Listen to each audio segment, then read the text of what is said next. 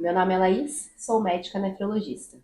E eu sou Vitor Hugo Bellinati, médico urologista. Somos aqui do grupo Incorpore e hoje vamos conversar sobre nefrolitíase, as pedras no rim.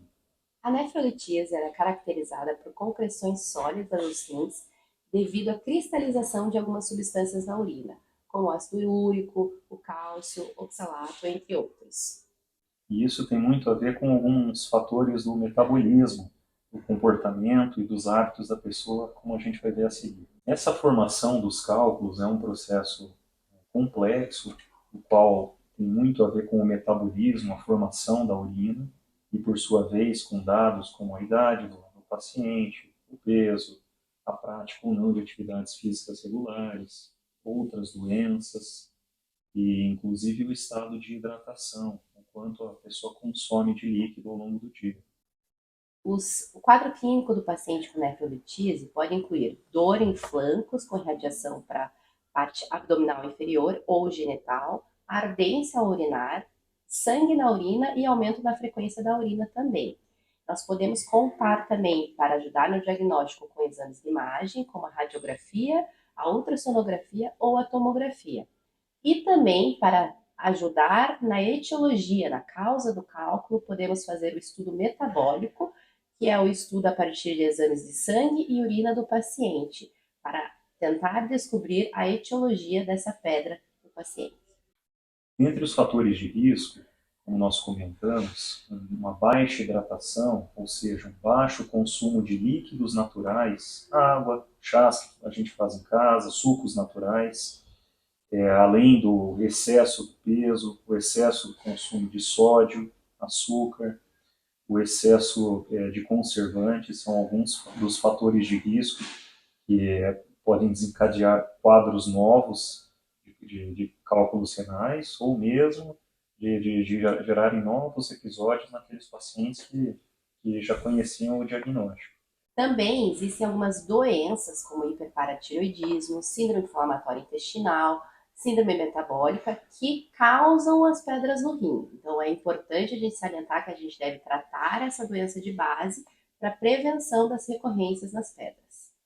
Para evitar a recorrência dessas pedras, nós podemos, além das medidas comportamentais, como dieta e ingesta hídrica adequada, utilizar medicamentos que podem ajudar na excreção correta dessas substâncias na urina. Ainda sobre os sintomas dos cálculos urinários, cabe a gente destacar que nós não temos tato na via urinária. Tato é essa percepção que a gente tem na pele. Então, raramente uma pessoa que possui cálculo dentro dos rins, ela vai perceber esses cálculos.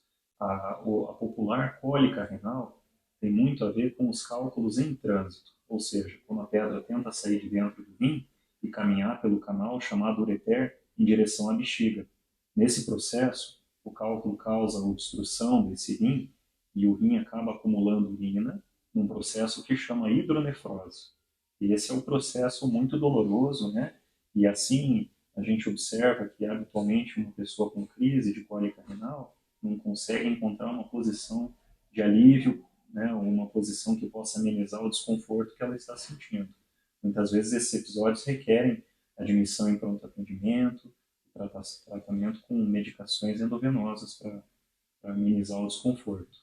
E aí talvez uma segunda nota, em casos mais graves, é possível haver associação de infecção com um cálculo renal, com a obstrução que um cálculo pode causar. Nesses episódios, a pessoa pode apresentar febre, pode apresentar náusea, enjoo e até mesmo inapetência, né, que é perder o apetite, perder a vontade de sair da cama, ela pode perceber calafrios, ela pode suar em excesso. Então, esses são alguns dos indicativos de que o quadro pode ser mais complicado do que apenas o cálculo no rim. Ainda sobre o tratamento, como nós observamos, tem a primeira atitude tem a ver com mudanças no comportamento, seja aumentar o consumo de líquidos naturais, diminuir o consumo de sódio, de conservantes, de açúcares, em linhas gerais, de alimentos embutidos, enlatados, alimentos em conserva ou congelados. A gente costuma aconselhar que um bom termômetro natural é o próprio aspecto da urina. Então, ambicionar ter a urina mais clarinha, mais transparente, muitas vezes sugere uma urina menos concentrada, ou seja, um fator de risco para a formação de pedras menor. Parte do tratamento dos cálculos pode envolver medidas ativas de tratamento. Entre elas, a gente tem a litotripsia extracorpórea por ondas de choque, em que consiste basicamente em um aparelho que manda ondas de choque na região do flanco do paciente em direção ao cálculo, para gerar cavitações, gerar bolhas dentro do cálculo, e assim fragmentar ele e facilitar a eliminação desses pedaços menores. O segundo grupo de tratamento envolve as diversas modalidades cirúrgicas, que atualmente tem sido feito por através das vias urinárias naturais, sem corte, sem sangue, sem ponto. E é claro, o tratamento de cada cálculo vai depender das proporções do cálculo, da densidade, da dureza e de outras características particulares de cada pessoa. Se você já passou por isso, tem histórico médico familiar ou tem alguma dúvida sobre o assunto, não hesitem em nos procurar aqui no Centro Médico Incorpore. Conte conosco.